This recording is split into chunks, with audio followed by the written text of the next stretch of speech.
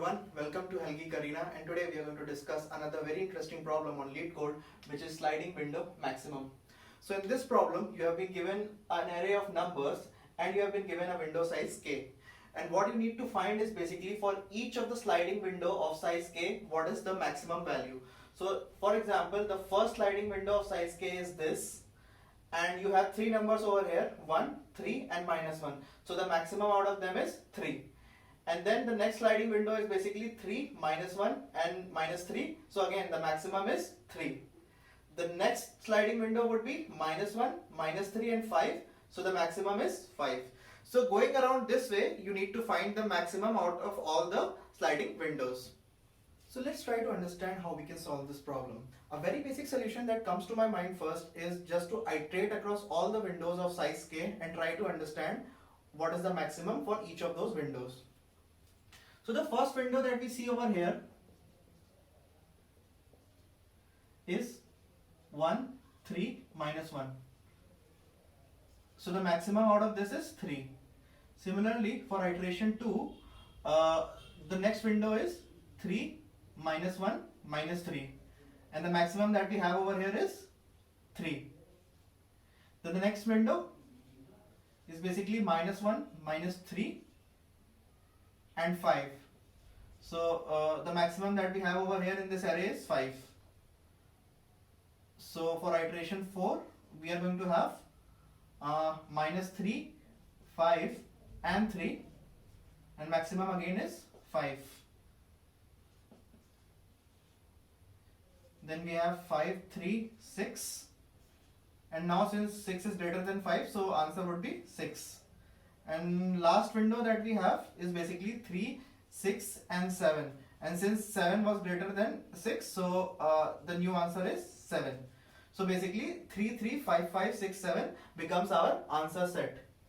Now if we see what we did in this solution is basically to iterate across all the windows of size k, and then for all these iterations we are iterating across the set of elements that are there in the k size window.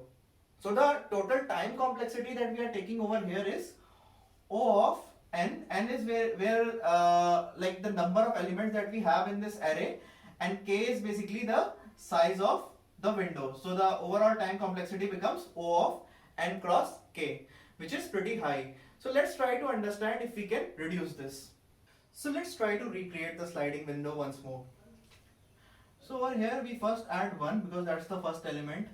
Then now we want to add 3 over here.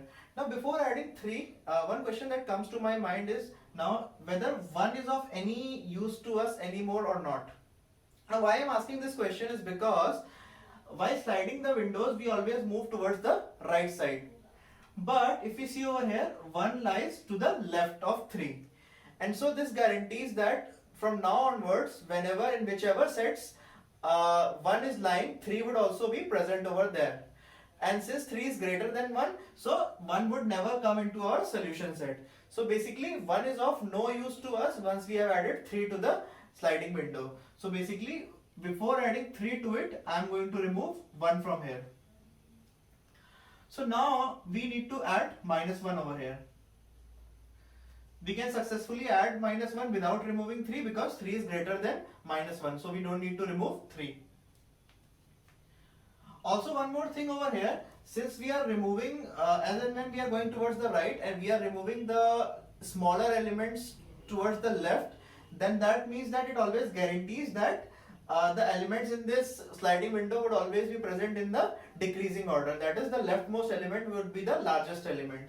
So since we have completed first 3 elements over here, which is the size of k, we can add the leftmost element as into the solution set. Now what we need to add is the next element, that is -3. Now whenever we used to slide across the window in the previous solution, we saw that we used to remove the leftmost element and we used to add another element towards the right. But if we go and remove 3 from here, it would be wrong because in the current solution, in the current sliding window, 3 should be present. And why this discrepancy happened? Because we had removed one of the left element, that was 1. So now how we can identify whether we need to remove the leftmost element or not?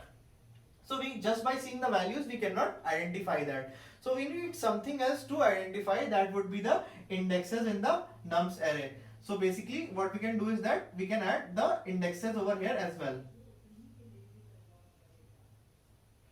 Right. So now we can successfully add -3 over here. Right. So now if we see, we have 3 elements, and what is the highest among these? It would always be the leftmost element, which is 3 again. Now we need to add 5. Now before adding 5, we need to again check whether we want to remove the leftmost element or not. Now leftmost element is at index 1, whereas the value of k is 3, and the next element that we need to add is basically at the 4th index. So what we need to do is that we'll have to remove 3 from our solution set, which is the index 1. Now once we are adding 5 to our sliding window, we need to again check whether the left elements to 5 are smaller than it or not. So yes, -3 is smaller, so we are going to remove it. -1 is also smaller, so we are going to remove it. So only 5 remains in our sliding window now. And since 5 is the only element and it is towards the leftmost side, so we are going to add it to our solution set. Now let's check what is the next element that we need to add. The next element that we need to add is 3. And it is at the 5th index. Now the leftmost element that we have over here is at the 4th index, and 5 minus 3 basically 2. So we don't need to remove 4th index. So we are going to stay with it. And while we are adding 3, we again check to the left side whether there is any element smaller than this, and we find there is no element smaller than this because the left element is 5. So now after adding 3, we are again going to check what is the leftmost element, and we are going to add it to our solution set. This was 5. So again 5 comes to our solution set. So let's see what is the next element that we need to add. The next element that we need to add is basically 6, and 6 lies at the 6th index. So again we are going to first check whether there are any elements smaller than 6. Yes, this is smaller, we are going to remove it. Yes, this is smaller, we are going to remove it. So basically both of them are smaller, so we remove them. And the thing that would be added to the solution set would be 6. Now let's try to add another number, which is 7, and 7 is present at the 7th index.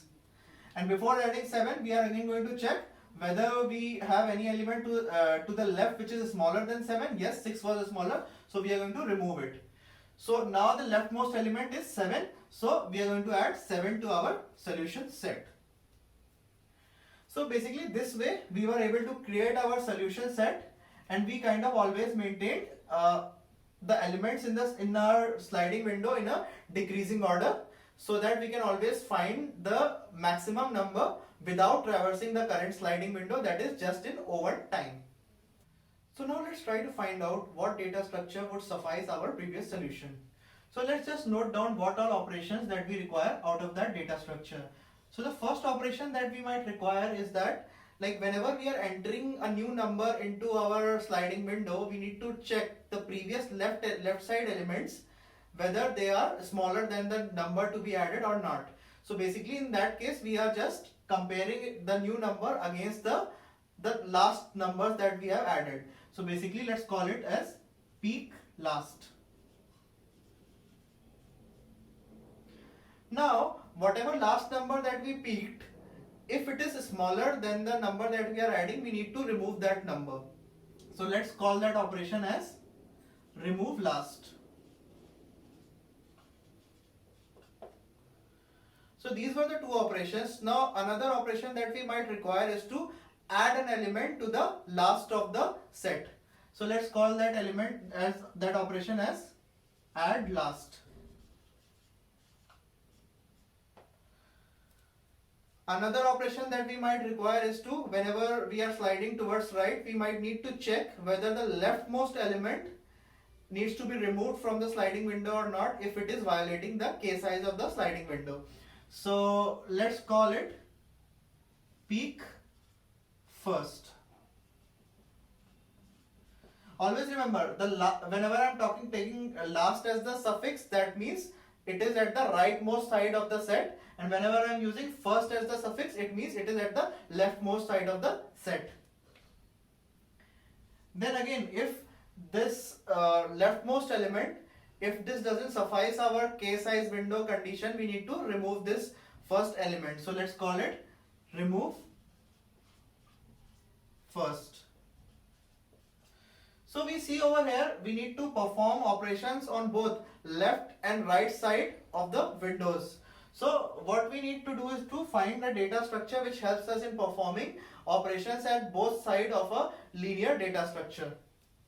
So the data structure that we can choose for this purpose is basically a doubly ended queue.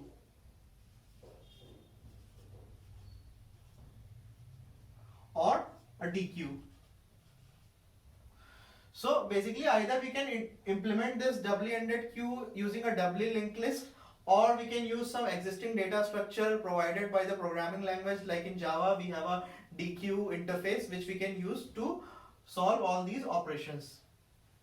So basically if we see over here, all these operations are basically an O1 operations, and since we are iterating across the entire array just once and finding the maximum number out of the current sliding window that we have is basically just an O1 operation, because it is always the leftmost element. So basically the overall time complexity of this solution is O of n.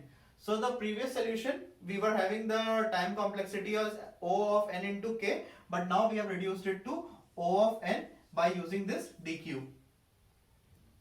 Thank you guys for watching this video, and the Java code corresponding to this solution can be found in the description link below. Thanks for watching.